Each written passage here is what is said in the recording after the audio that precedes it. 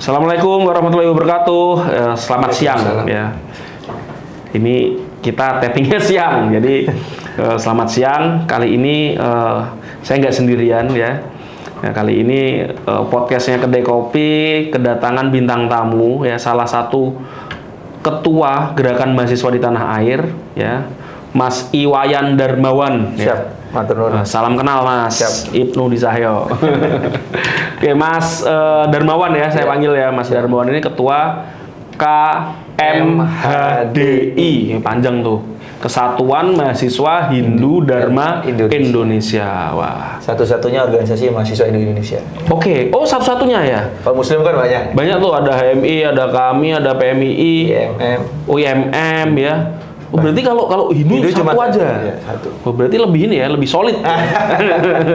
Karena lebih basisnya kan juga lebih kecil secara persentase. Oke, ya. Jadi hari ini memang beliau main ya ke kantornya Kedai Kopi, kita ngobrol-ngobrol sekalian kita podcast nih, apalagi ya seminggu terakhir kan Indonesia nih turbulensi isunya sangat luar biasa kenceng. Ya. Jadi Mas Darmawan dan kawan-kawan ini juga ya sempet lah turun aksi juga ya, menyuarakan kemarin itu putusan MK agar jangan diganti-ganti.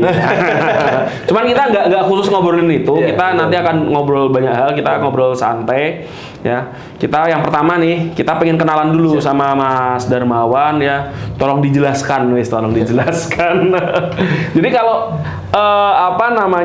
teman-teman di KMHDI ya, itu kegiatannya ngapain aja nih kan markas di Jakarta kan ya? Markas di Jakarta, markas besar. Jadi sama lah dengan mahasiswa pergerakan di organisasi yang lain, kita banyak fokus ke pengkaderan. Kemudian belakangan mungkin 1 dekade terakhir kita fokus ke pengembangan SDM khususnya ekonomi kreatif, kemudian pengembangan konten kreator juga. Karena mau tidak mau organisasi pergerakan ini tidak boleh menggunakan cara-cara lama. Kalau dulu kan pengkaderannya ala-ala militer lah, perpeloncoan lah lebih banyak. Kalau sekarang kita menggunakan pola yang sama, ya akan tertinggal begitu. Itu sangat berefek ya dengan sekarang ya? Betul Mas, jadi ini kalau menurut survei kan ketertarikan mahasiswa dengan organisasi ekstra kampus kan mulai menurun. Salah satu penyebabnya adalah pola pengkaderan yang dianggap terlalu mengedepankan senioritas. Ya, kaku lah ya. Betul, itu tadi. Jadi apalagi milenial sekarang, Gen Z ini agak susah kita. Kalau senioritas itu, saya jadi ingat kasusnya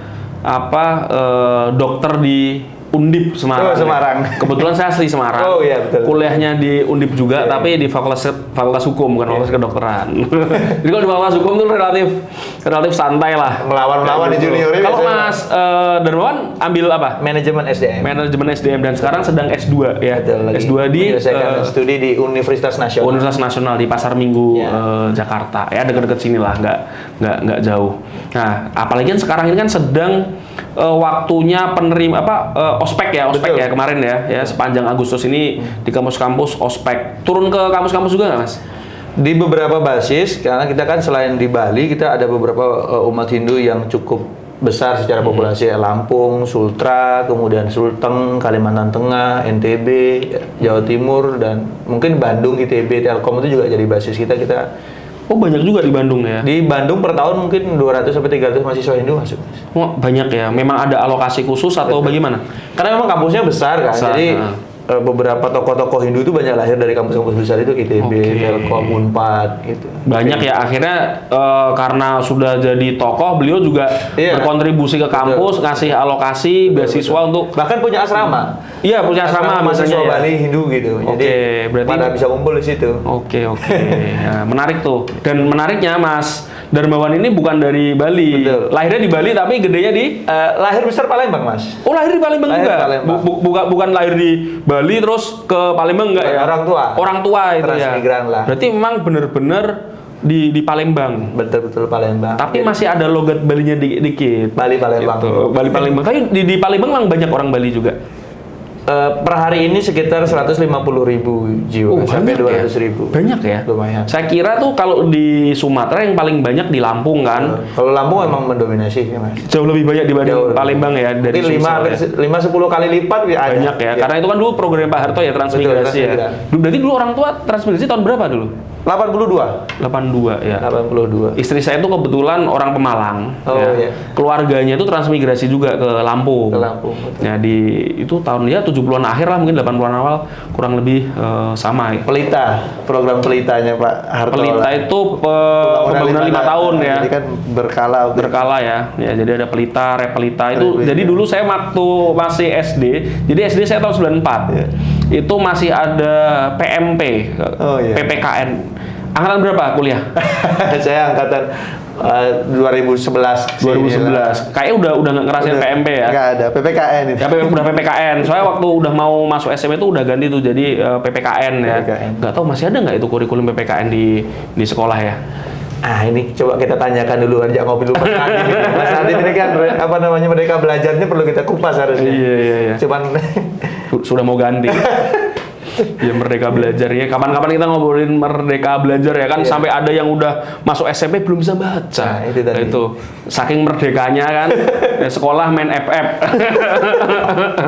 Nah, itu seru tuh. Nah, jadi ternyata Mas Darmawan dari kuliah di Palembang juga ya. kuliah dulu di Palembang. Di Palembang. Nah, kuliah di Palembang, lahir di Palembang ya. Jadi memang beliau itu memang udah bener-bener jadi orang Palembang ya. Palembang ya. Kan kita ngertinya kalau yang orang Hindu kan biasanya dari Bali. Bali tok. Ya, dari Bali tok gitu. Saya termasuk yang jarang ke Bali. Karena takut naik pesawat. Liburan deket-deket lah. Liburannya deket-deket aja, naik mobil, naik motor udah. Bener saya takut naik pesawat karena ada satu kejadian dulu naik Lion ke Palembang malam-malam. Itu tahun 2015 ada wartawan gitu nikah kan, jadi teman saya datang naik Lion itu malam-malam ya, penerbangan terakhir kalau nggak salah. Itu hujan dan bener-bener saat udah mau nyampe Palembang itu kena turbulensi dan turun. Adalah mungkin agak berapa ya, mungkin puluhan meter lah, bengnya itu turbulensi jatuh ke bawah gitu, kerasa banget. Itu sejak itu trauma dosa saya masih banyak gitu. Jadi belum perbaikan. Terus saya tanya sama teman-teman, emang cerita teman-teman, kata teman-teman yang sudah sering ke Palembang, ke Kalimantan, emang ya sering biasanya turbulensi. dialihkan ke Pekanbaru sampai. Kalau sampai ke Pekanbaru sana, tapi kenanya di Palembang. Palembang betul. Itu udah mau sampai bandara itu, mungkin sedang turun atau bagaimana kena belum. Jadi bener sampai bawah itu hujannya deras banget gitu. Anginnya lumayan. Angin. Dan Palembang itu saya paling suka itu mang pempeknya. Sampai bingung ya, ada pempek gebi, terus ada pempek apa lagi tuh, saya terus ketemu orang Palembang, nggak, paling enak bukan pempek gebi ya, emang ada yang lebih enak ya? Iya, kalau yang paling familiar kan kapal selam, lenjer, kan telok, adaan. Itu tipenya ya. Oh, iya, kalau mereknya apa? Mereknya banyak. Bahkan temen saya nikah nih, sudah selesai dari hotel, saya ke rumahnya. Cemilannya itu juga pempek. Pokoknya mulai dari bangun pagi, kopi, pempek terus ya. Makan siang, pempek lagi. Iya. Itu sebelum tidur ngambilnya itu pempek. Dan itu kalau di sini kayak gorengan lah ya. Iya. Cuman di sana itu ya bener-bener rasanya itu lebih enak dari pempek yang ada dijual di Jakarta. Betul. Gitu. Terus ada apa lagi tuh yang mie celor ya? Mie celor. Nah, mie celor saya kurang cocok ya. Beda. Belum terbiasa. Karena kan baru nyoba sekali pagi-pagi, kok mie-nya rasanya kayak gini gitu. Jadi bingung saya. Ini apanya gitu. Harus ke Palembang lagi Ya. Coba nanti naik mobil aja.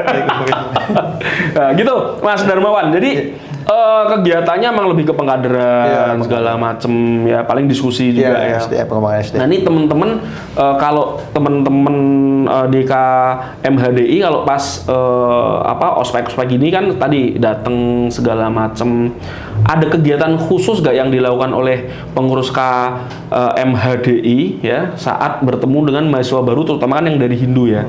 Artinya kan biasanya kalau yang teman-teman yang beragama Hindu bisa dibilang langsung otomatis masuk ke sebagai anggota KMHDI, atau nanti ada proses rekrutmen, ideologisasi kan, biasanya ada pelatihan dulu beberapa hari, itu bagaimana? Sama lah kayak teman-teman HMI, PMI, IMM. Jadi setiap ada mahasiswa baru kita pasti punya pengkaderan sebagai pengkaderan awal untuk memastikan mahasiswa ini terdaftar sebagai anggota KMHDI. Ada MPAB, masa penerimaan anggota baru. Kalau teman-teman yang lain ada MAPABA, ada MPAB juga kayak di PMGRI juga sama. Baru nanti kemudian ideologisasi berikutnya ada kaderisasi tahap 1, tahap 2. Kalau di HMI ada LK lah. Ya. Kan gitu. Ada target nggak? Biasanya tiap tahun harus berapa? 1.000, 2.000, 3.000 gitu? Ya rata-rata hampir ya 3.000 sampai 5.000 lah kalau KMHDI. Nasional ya? Ya, senasional. Terutama di basis-basis ya kayak Lampung per tahun bisa 300 sampai 500. Di Lampung berarti memang karena udah tinggal di situ dan kuliah di betul. Lampung pun Lampung, banyak. Unila di kampus-kampus besar di Lampung. Oke. Nah, besar. tuh teman-teman ya. Jadi kalau di KMHDI nggak langsung auto, tetap sama kayak organisasi lainnya. Nah, terus kita next Mas. Nah, biar kita agak serius sedikit. Kalau seriusnya ngomongin negara berarti. Ngomongin negara. Jadi kan ini ya pekan-pekan ini itu kan turbulensi isu di tanah air itu luar biasa. Betul. Ya, kita kan kaget ya waktu ada putusan MK seperti itu. Saya termasuk yang ada teman WA terkait putusan MK. Saya nggak langsung jawab. Apaan sih? Lah, saya sedang baca linknya itu tiba-tiba beberapa teman WA lagi dan ada teman-teman wartawan yang juga WA lagi, bahkan ada yang telepon. Ini seserius apa kan? Langsung saya coba lihat. Saya lihat pasal-pasalnya, ini bener dari 20% ada yang jadi 6,5, ada yang jadi 7,5, 8,5, ada 10 kan, 10. Ini bener kayak gini. Saya sampai ada pimpinan redaksi sebuah media itu sampai kontak saya bilang no comment dulu, saya nggak berani ngomong nih. Ini urusannya apa? Ini urusannya ahli hukum, saya bilang. Langsung saya kirim kontaknya salah satu senior saya di kampus yang ahli hukum dan jadi dosen di Jakarta. Saya kasih aja, Mas, ini aja. Saya nggak berani komen dulu, saya nggak berani komen dulu. Dan betul kan akhirnya rame, terjadi sukacita segala macem. Ya, tapi langsung juga tiba-tiba ada action dari DPR ya, dari Balik segala macem untuk melawan dan tanda kutip membuat undang-undang yang baru, padahal itu nggak masuk prolegnas kan. Bim salabim ya kan. Satu malam. Kalau dulu Omnibus Law itu 1.000 halaman lebih cuma dibahas 3 hari. Kalau ini nggak sampai 7 jam. Nah, itu menurut Mas Darmawan sendiri atau dari teman-teman KMHDI itu bagaimana melihat kemarin tuh turbulensinya seperti itu? Ini kan memang bukan sesuatu yang tiba-tiba kalau kita lihat aksi dari teman-teman mahasiswa, termasuk juga kelompok Cipayung Plus yang ada KMHDI juga di dalamnya, Mas. Karena kalau kita lihat ini barang yang sudah lama, cuman tertahan-tahan begitu. Termasuk juga pada saat MK mengeluarkan putusan saat Pilpres, sehingga menjadi satu-satunya jalan bagi wakil presiden terpilih untuk dapat maju mendampingi Pak Prabowo kan begitu. Nah, mungkin barang itu tertahan waktu itu, tidak sempat turun ke DPR kan begitu.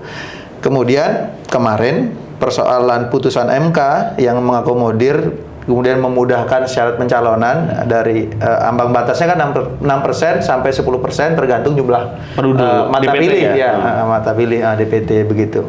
Ini kalau kita lihat sebenarnya sebagai satu langkah progresif lah dari putusan MK, karena kalau cuma 20% kita khawatir bahwa pilihan untuk pemimpin-pemimpin kita di daerah masing-masing, di berbagai daerah ini semakin sulit gitu. Terbatas ya? Terbatas sekali. Karena apalagi ada Kim Plus sekarang. Yeah. Ya kan, kalau sudah satu komando, selesai satu daerah, satu calon kan gitu.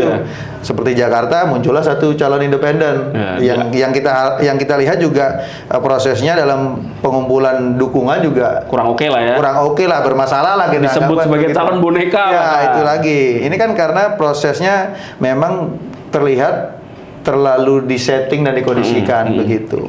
Kemudian yang memicu gerakan mahasiswa ini bukan itu sebenarnya, tapi bagaimana putusan MK yang mengatur tentang batas usia calon kepala daerah dari 30 saat mendaftar atau 30 saat ditetapkan, inilah yang menjadi pemantik sebenarnya, sehingga lebih yang putusan 70 berarti justru itu, Mas. Jadi ini kan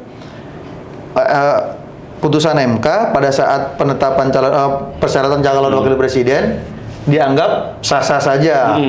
Itu sesuai dengan konstitusi. Yeah. Tapi begitu MK memutuskan tentang batas usia calon kepala daerah, nah ini dianggap MK terlalu politis. Kan tidak konsisten ini artinya. Terutama para partai-partai yang berusaha untuk meloloskan putusan MA sebelumnya kan gitu.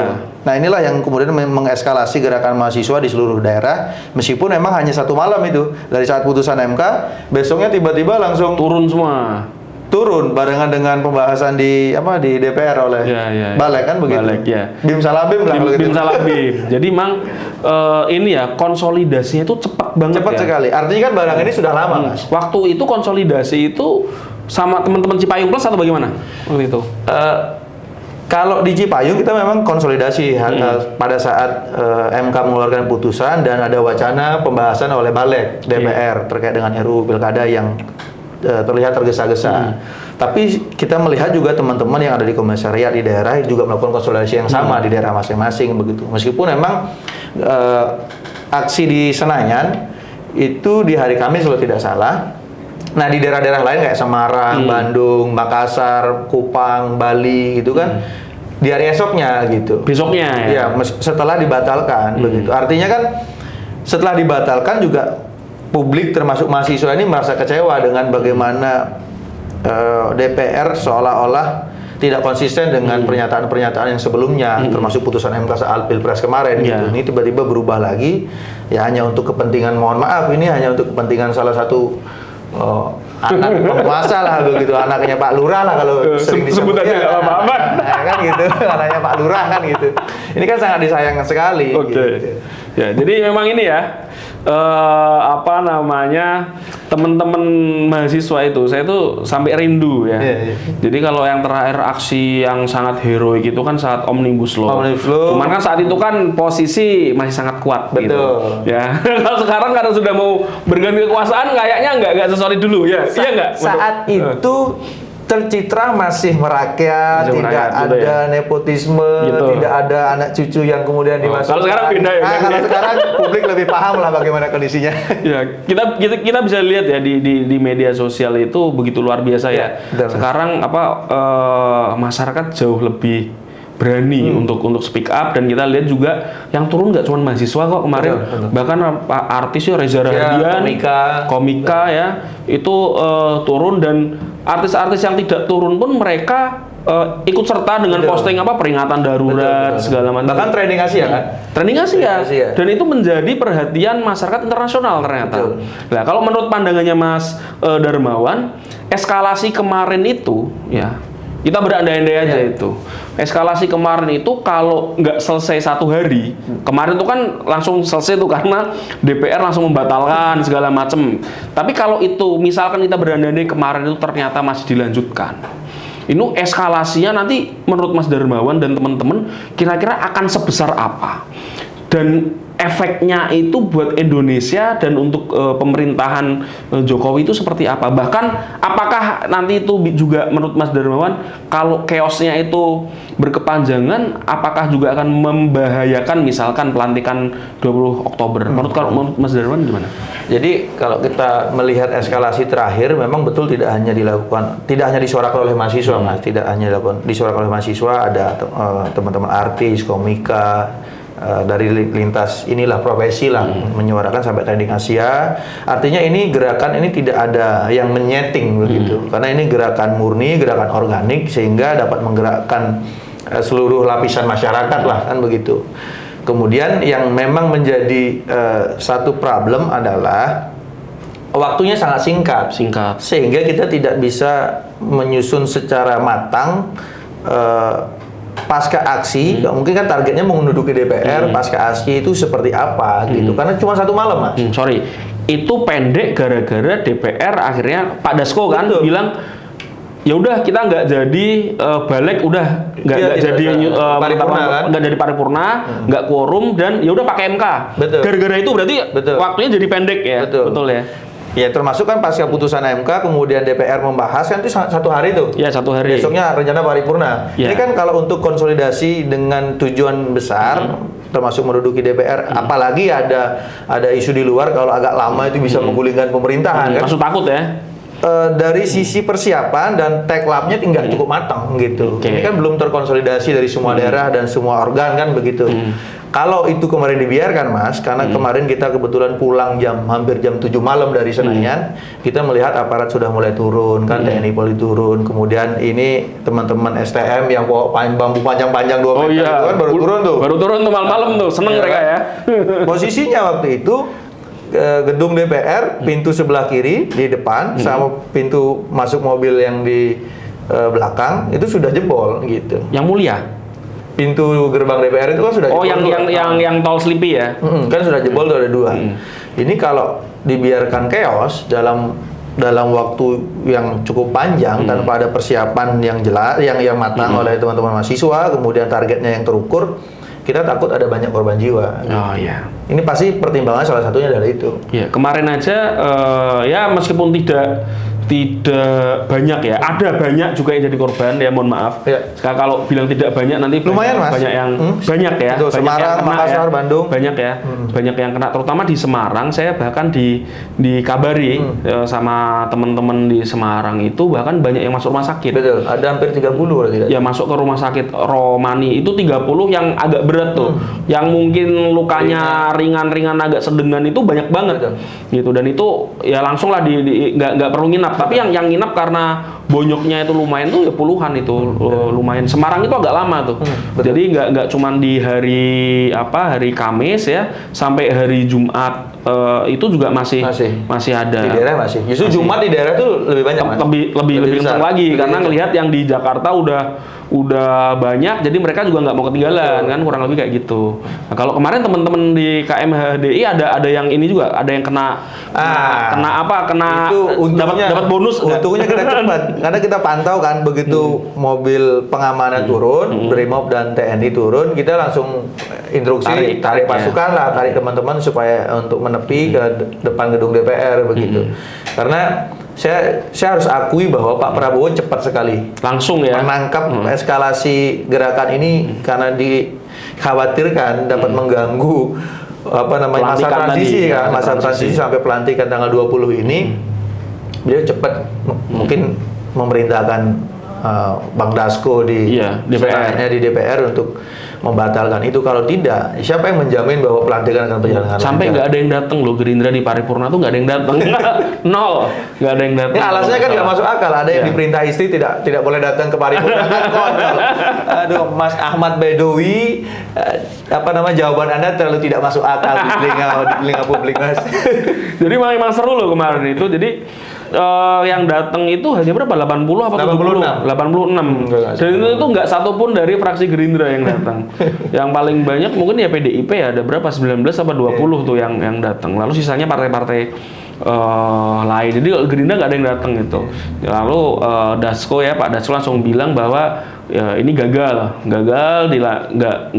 nggak dilanjutkan lah, intinya udah pakai MK saja. Nah, jadi kalau menurut pandangan Mas Darmawan ya, ini nanti undang-undang pilkada ini perlu dipertahankan seterusnya, atau ya kan memang sebenarnya kan dari lama DPR sudah menyusun undang-undang ini meskipun belum masuk prolegnas.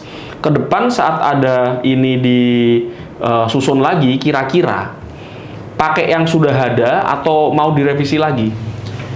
Jadi seharusnya ini kan barang yang harusnya sudah dibahas jauh-jauh sebelum pencalonan ini dibuka gitu kan, Mas. Sehingga tidak memunculkan kecurigaan di publik kalau ini memang ada satu kepentingan dan bahkan lebih parahnya hanya untuk meloloskan salah satu orang saja begitu. Dan akhirnya MK lah yang harus turun tangan untuk memutuskan ini gitu. Seandainya ini dibahas jauh-jauh hari oleh DPR, mungkin akan berbeda lagi kondisinya kemarin begitu. Ya, contoh juga persoalan undang-undang pemilu. Kemarin MK juga yang memutuskan bahwa parlemen threshold akan dihapuskan kan begitu, sehingga semua partai bisa mengirim kadernya untuk berjuang meskipun 1-2% kan tetap bisa lolos ke Senayan begitu. Ini harusnya benar-benar dipikirkan. Cuman kan selama ini partai-partai penguasa yang merasa suaranya dominan di atas 10%, mereka tidak mau membagi suara-suara ini kepada partai-partai yang kecil begitu. Ya. Banyak suara hangus lah ya. Ya, Senayan itu akhirnya dikuasai hanya 8 partai politik begitu. Sedangkan partai-partai yang lain kan juga punya aspirasi gitu. Kemarin tuh kalau nggak salah sudah diputus di MK ya. Betul. Kalau nanti di 2029 itu tidak ada parliamentary threshold kan, artinya misalkan nih ada satu partai yang dia secara total di bawah 4%, tapi ternyata ada satu calon ya dia itu lolos di DPR, itu masuk bisa, itu nanti. gitu. Itu jadi mirip-mirip seperti di tahun 99. Jadi banyak partai-partai yang dia cuma dapat 2 kursi, 3 kursi, akhirnya melebur jadi satu fraksi di DPR. Itu menarik tuh. Artinya apa? Partai masih kuat, tetapi teman-teman ya yang mau maju dan punya basis di daerah atau dapil pilihannya itu dia nggak harus beli kursi ke partai. Misalkan dia mau maju dari partai yang mohon maaf nih kita sebutnya gurem misalkan karena partai 1, atau 0, kayak gitu. Ya dia masuk aja ke partai yang masih 0, dengan dia mencalonkan diri di daerah yang memang dia kuat. Artinya dia punya komitmen untuk membesarkan partainya belum punya kursi, nanti saya akan sumbang 1 kursi lah. Itu nanti akan jadi tren yang menarik itu. Artinya tidak hanya partai-partai besar saja, justru partai kecil lebih menarik gitu Pak. Ya, dan kan ada ya partai yang suaranya naik signifikan itu, ya kita sebut aja Golkar misalkan, itu kan naiknya juga beberapa kursinya itu kan karena suara-suara partai kecil itu hangus plus P3 yang gagal lolos tuh kurang 0, berapa persen tuh kan. Itu banyak persebarannya banyak ke PDIP dan ke Golkar ternyata. Nah ini ke depan berarti P3 meskipun sekarang ya dia nggak eksis lagi di DPR RI nanti per 2024-2029 ya di DPR RI, tapi dia masih punya kesempatan nanti 2029 ya. Jadi kayak Pak Ahmad Baidowi itu ya bosnya Balek. Bosnya Balek. Beliau itu kan P3. Suara tertinggi nomor 3. Ya. Di Madura tuh di bawahnya Pak Said Abdullah. Tapi nggak lolos ke DPR itu kan sayang sekali. Jadi ini mungkin ke depan ini akan menarik ya. Ada PKN partainya Mas Anas, lalu ada Gelora, lalu ada Partai Buruh, lalu ada Partai Prima, Partai Umat ya. Apalagi nanti juga mungkin teman-teman di Cipayung Plus kali membuat partai mahasiswa, partai mahasiswa gitu. Kan siapa tahu. Ya, ini seru kayak di luar negeri itu misalkan di Turki ya, terus di Eropa itu kayak contoh kayak Emmanuel Macron. Ya, dia ya setelah dia menang jadi perdana menteri dia buat partai. Ya meskipun suaranya nggak setinggi partai lamanya tapi dapat lah. Saya kemarin sempat kepikiran itu, apa Pak Jokowi akan buat partai? Lewat Projo lah. Kita nantikan. Atau Mas Anies ya. Ya. Saat taping ini Mas Anies sudah gagal masuk ke DKI dan Jakarta. Kan menarik. Apakah nanti akan membuat partai? Karena menurut saya kalau Mas Anies Baswedan itu membuat partai, ya kan ini udah nggak ada parliamentary threshold nanti 2029. Harusnya banyak yang lolos. Atau Projo ya kan harus membuktikan dong. Projo kayak seru itu.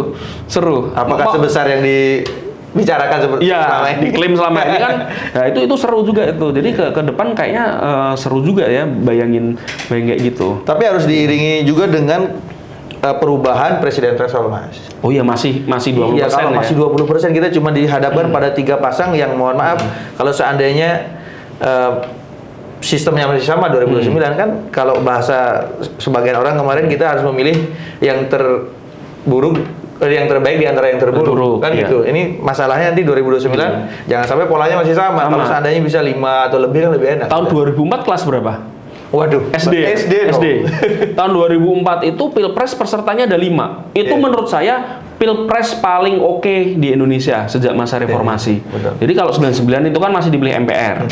2004 saya lupa itu thresholdnya 5% atau 10%. Kalau nggak 5%, 10% thresholdnya untuk nyalonkan presiden. Ada 5 calon. Waktu itu ada Wiranto Gusolah, lalu ada Megawati dengan Hasyim Muzadi, Amin Rais dengan Siswono Yudhoyono, lalu ada SBY JK, Hamzahas, Agung Gumelar. Ada 5. Itu seru. Banyak kan? Banyak. Semua partai bisa dorong kader terbaik. Semua partai bisa dorong kader terbaik, ekonomi jalan dengan lebih bagus. Kami di lembaga survei juga seneng kan gitu. Efeknya juga kalau kita melihat ke belakang, kalau dua pasang gitu contohnya Mas, kan publik jadi pendukung terbelah ini. Terbelah dan lama rekonsiliasinya di bawah. Elit politik tuh rekonsiliasi gampang. Nah, yang di bawah grassroots ini kan susah. Grassroots kan hitam putih. Dia milih ini karena yang ini tuh pokoknya banyak dosa lah, kan gitu. Mikirnya kan. Jadi kalau di bawah tuh hitam putih, susah. Jadi kita harusnya transfer ya semangatnya yang putusan MK 60 ini harus ditransfer ke RUU Undang-Undang Pemilu harusnya. Karena sebenarnya Undang-Undang Pemilu terkait threshold 20% itu udah banyak yang gugat. Betul. Tapi MK nolak semua. Nah, habis ini harus ada yang gugat lagi nih. Tetapi dengan entah itu pakai alasan yang berbeda ya. Tapi ini yang katanya yang harus mengajukan harus partai kalau undang-undang pemilu karena dia sebagai subjek atau objek hukumnya di situ. Jadi sama kayak yang kemarin lah kan ada Buruh dan Gelora tuh yang Gelora, iya kayak gitu. Nah ini seru. Jadi partai-partai ya kalau ingin lolos ke sananya dan mencalonkan kader terbaiknya di Pilpres, gugat ini. Tapi kayak dimarahin nanti. Enggak, tapi harus ada yang progresif, Mas. Kayak PDI, karena PDI kan nggak masuk ke PDI Perjuangan kan nggak masuk ke Kimples ya. Bentar dulu. Nggak masuk atau belum masuk? Belum masuk. Kita jangan mendahului Ibu Mega dong. Kan, oh iya, betul. Jangan mendahului Ibu Mega. Ini kabinet belum ditetapkan, Mas. Nanti kita tunggu 20 Oktober kan. Ada podcast selanjutnya membahas itu ya. Oh siap. Ya, jadi kita nanti akan bahas lagi tuh. Nanti mungkin menjelang 20 Oktober kita akan bahas lagi tuh nama-namanya siapa aja. Tapi ini menarik. Yang tadi terkait siapa partai yang berani mengajukan judicial review terhadap undang-undang pemilu, terutama pasalnya Pilpres ya. Karena kan kemarin waktu Gelora sama Buruh itu kan tidak berharap, mereka tuh tidak ingin mengubah thresholdnya, bukan threshold ya, usia, ya? batas usia sama batas syarat pencalonan, tapi diubah oleh MK sampai kan saya Iqbal tuh sampai bilang itu partai Gelora lawyernya sampai ditelepon sama pimpinannya. Nah ini nanti kan berarti yang harus mengajukan ini partai di luar Kimples. Kalau memang nanti PDIP itu di luar Kimples, dia punya kesempatan tuh untuk mengajukan itu. Artinya kan dia sendirian sekarang nggak sampai 20%. Kalau kemarin kan dia masih bisa tuh. Dia mempertahankan itu, Mas. Iya, mempertahankan itu. Nah, sekarang dia gimana caranya itu dihapus sama sekali atau ya udah 5% kayak. Kalau 5% saya pikir partai-partai juga bisa lebih enak, seneng. Ya cuman mungkin Pak Prabowo juga berhitung kalau ini juga dibebasin ya nanti bagaimana kan kira-kira kayak gitu kan. Juga. Agak bahaya ya buat Pak Prabowo ya. Kira-kira kayak gitu. Nah, gimana nih pandangannya kalau Mas Darmawan nih ya? Cocoknya itu untuk Pilpres tanpa batasan, tanpa threshold atau berapa? 5%, 10%? Ya kalau kita melihat sistem pemilu di kita kan mempercayakan kepada partai politik. Cuman kalau tidak diatur juga kan tidak mungkin begitu. Karena melihat kita multi partai kan, Mas. Beda kalau kayak di Amerika ya. Ada jelas kan ada hanya 2 partai kuat gitu kan. Kalau sekarang kita di Indonesia dengan adanya banyak partai ya tetap harus kita atur. Cuman kalau 20% kita akan dihadapkan dengan pilihan yang sangat sulit untuk memilih hanya 2 pasang begitu. Apalagi sekarang contoh di pilkada ini. Bahkan banyak daerah, ratusan daerah itu melawan kotak kosong. Artinya kan kita menganut sistem demokrasi, tapi sistem kita memaksa kita untuk tidak demokratis akhirnya karena dipaksa memilih satu pasang dan lawannya adalah kotak kosong begitu. Ini sebuah langkah kemunduran bagi demokrasi kita gitu. Apalagi ini partai-partai berkoalisi kemudian memaksa supaya alasannya menghemat kos, kemudian itulah kader terbaik. Itu kan sebuah kemunafikan yang ditampilkan oleh para partai politik. Sehingga publik harus terpaksa memilih hanya satu pasang begitu. Bahkan ya dengan putusan MK nomor 60 ini memang sudah ada beberapa daerah yang awalnya lawan kotak kosong akhirnya ada calon berubah. Iya kan? Berubah. Tapi itu pun masih banyak yang lawan kotak kosong masih ada gitu. Apalagi syaratnya 20%, itu tambah banyak ya. Jadi kira-kira kayak gitu. Terakhir nih, Mas Darmawan, harapannya Mas Darmawan nih, ya. Ini kan nanti Pak Prabowo dilantik nih 20 Oktober. Ya, kira-kira kalau ya nanti kita podcast lagi khusus deh. Tapi kira-kira harapannya Mas Darmawan nih untuk nanti di 20 Oktober ya, itu nanti bagaimana? Pak Prabowo nanti kabinetnya seperti apa, atau Pak Prabowo nanti ini dong lebih fokus ke apa? Kalau Pak Jokowi kan infrastruktur, Pak Prabowo lebih fokus kemana? Kira-kira Mas Darmawan harapannya bagaimana? Ya kalau kita melihat Pak Prabowo yang memang perjalanannya sangat panjang Mas ya, jadi beliau sejak mendirikan partai, kemudian maju pilpres, sempat jadi calon wakil presiden, akhirnya maju sebagai capres. Artinya beliau sudah jatuh bangun lah untuk berjuang dan berusaha membangun bangsa ini. Meskipun tidak menjadi presiden, tapi minimal kader-kadernya melalui di DPR juga berkontribusi membangun bangsa. Di kabinet ini tentu kita berharap bahwa ke depan Pak Prabowo dan Mas Gibran ini memang dapat mengisi kekuasaannya dengan program-program yang lebih strategis, lebih tepat sasaran. Contoh sekarang kita lihat bagaimana melemahnya rupiah, kemudian ketahanan pangan kita. Ini kedaulatan pangan kita sedang masih bergantung pada impor. Meskipun memang sekarang sedang ada pembukaan lahan pertanian di Merauke ya, tapi harus kita akui bahwa ketahanan pangan kita masih sangat rendah sekali begitu. Kemudian kedaulatan energi masih bergantung kepada sumber daya alam. Hasil impor kan begitu, impor, ya. sangat mengkhawatirkan begitu di tengah situasi geopolitik dan politik internasional kita hari ini, konflik Timur Tengah, kemudian Rusia Ukraina kan yang belum ada tanda-tanda akan berakhir begitu. Nah, dengan latar belakang beliau sebagai militer, kemudian pengalaman beliau sebagai Menteri Pertahanan, kita punya harapan bahwa Pak Prabowo dapat melihat bangsa ini dari berbagai sudut pandang dan kacamata yang lebih luas begitu. Karena dengan latar belakang itu kita yakin bahwa Indonesia ke depan secara posisi akan lebih tegas begitu. Bahkan kami melihat dan berharap bahwa kalau zaman Bung Karno di awal kemerdekaan bisa mengkonsolidasikan beberapa negara jajahan itu untuk melakukan konferensi Asia Afrika di Bandung, membangun poros baru. Saya berharap Pak Prabowo punya keberanian untuk itu, semacam itu ya, untuk membuat gerakan-gerakan besar sehingga Indonesia mendapat posisi yang lebih strategis begitu. Apalagi target kita 2045 akan menjadi negara 3 atau 5 terbesar di dunia begitu. Harus dimulai dari hari ini dan Pak Prabowo ada harapannya. Kalau kabinetnya singkat sekali. Saya harap track record para kabinet ini tidak banyak dicampur tangan, tidak banyak campur tangan dari para pimpinan partai politik yang saya yakin rekomendasinya tidak akan sesuai dengan harapan masyarakat. Kita berikan sepenuhnya kewenangan itu kepada Pak Prabowo dan ruang bagi anak muda harus dibuka seluas-luasnya. Itu yang paling penting. Jadi Pak Prabowo itu suka anak muda ya, dan harapannya nanti kabinet banyak diisi harus sama Mas anak muda harus ya. dong. Ya, karena beda tuh energinya. Betul. Anak muda sama ya mohon maaf ya yang udah usia 60 tahun itu beda energinya.